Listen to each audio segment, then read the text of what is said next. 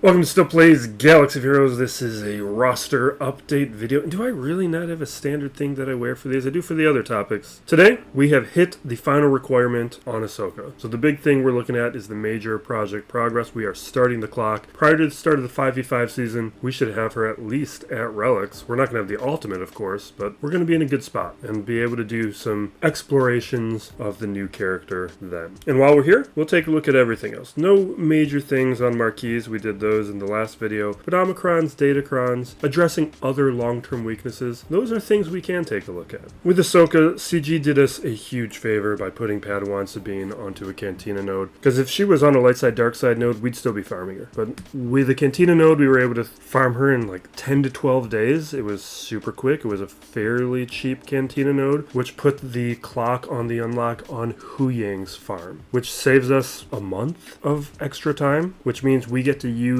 her Datacron for longer. Because Datacrons are a thing where I always work ahead. Even if I don't have a character immediately available, I can anticipate that I might get like a month of usage out of them. And that's good. I'm at like 50 takes on this thing. Recording this earlier in the day is so difficult, and we're like a minute into the video. Before we start dropping gear, we need to establish the context of the Hoard, and we're in a really good place. Everything in gray is in surplus. I've been looking at this every week for months now. You know the basic idea. The colors, that is what we have a deficit of, but it's a heat map, and we're getting closer and closer to being done with some of these pieces. Circuit boards, bronzium wirings, those have a big deficit, but those are relatively easily handled with crystals. Keypads we handle with crystals. We're in a good spot. This is me working ahead. And then signal data is really the only problem. That is the thing that there is no good solution to. You just have to always be on it. But we're in a position where everything that we actively need, we have the signal data for. Then the Kairos, we're getting closer and closer to Kairos no longer being a problem. And then we're just looking at Mark 6 medpacks, Mark 8 Nubian scanners, and the fusion furnace, because everything else we are working ahead on, which is great. And that includes long-term ahead. Because these columns, we have recent unlocks like journey characters, conquest characters,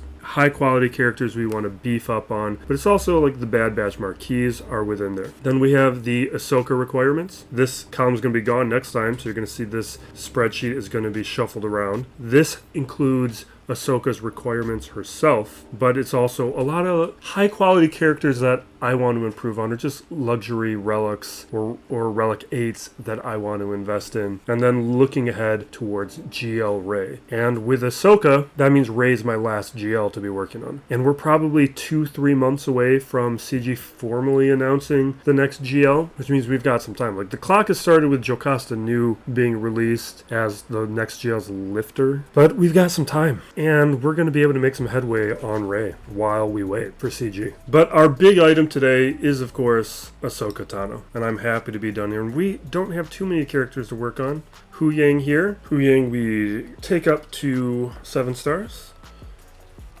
Finish taking him up to Gear 12 and Relics. And then, what is it, Relic 7 for you? I mean, everybody's Relic 7. But I am happy to have this squad. And, like, these are the moments, and based on CG's schedule, this seems to be happening every year. Between New Year's and kind of like May the 4th is a good range to be working on luxury items. And that is, I'm happy to be within the window where I can start working on all those things that I'm missing. Because I'm missing a lot of things that would be really useful, like Grief Karga, Mando, B2. Like, there's a number of not high quality is the wrong way to put it. They're high value 4th, 5th characters on squads that I don't have access to, because I've defined them as a luxury up to this point, which means there's certain squads that I can't put relics on, certain counters that I don't have access to, or at least a reliable access to, because those characters and squads are vulnerable when they're not at relics. And there's just a lot of Relic 8s that I've been wanting to make my roster more dangerous. Like Royal Guard, for instance. That's a very high quality tank at higher relics. At low relics, like where he's needed to unlock Lord Vader, not very useful. Very useful if you've gone up against like a Relic 8, Relic 9 Royal Guard. It is such a nuisance. It does change the difficulty of Lord Vader on defense. Not that he's a huge problem on defense, but, sometimes we got datacrons that will contribute to boosting it, and that's always valuable. Oh, you know what? I'm going up too high because I'm not paying attention to what I'm doing. She's only relic 5. Okay, oops, whatever. We're fortunately in a position where that's not an issue. All right, Ezra's relic 5. Okay, and that's what, 4 characters? I think we got snips after this.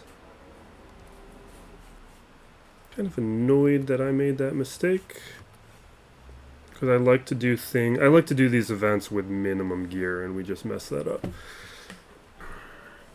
But talking and doing this is hard. All right, I think that's it. My plan right now is to do the event, and once we do the event, I will return and record the rest of this roster video and see what I want to do from there. But right now, I needed to do this so that I could spend some energy and get some tickets. As a part of all this, one thing that I should address, and this isn't going to be a surprise to everybody, but I think it's relevant in terms of my own processes on how I hoard resources. I have this massive bank of a lot of currency, and I'm always saving it for some future thing to make sure I can unlock them quickly, because all of this can be converted into shard shop currency. And this is the moment, because we can get these light side tickets. It's expensive, but this is the whole point. These are the things that I am looking to spend on to convert. So we have this bank now. I can just mindlessly buy all this up. I don't really care. That exists a little bit for guild currency, the old stuff, but really I'm buying towards carbonate circuit boards and bronziums and erodium heat sinks and stuff within there. We have it here where I can spend a bunch of shard shop currency. Just grab a bunch of it. I don't care. I don't need to think about it. Same deal with Galactic War.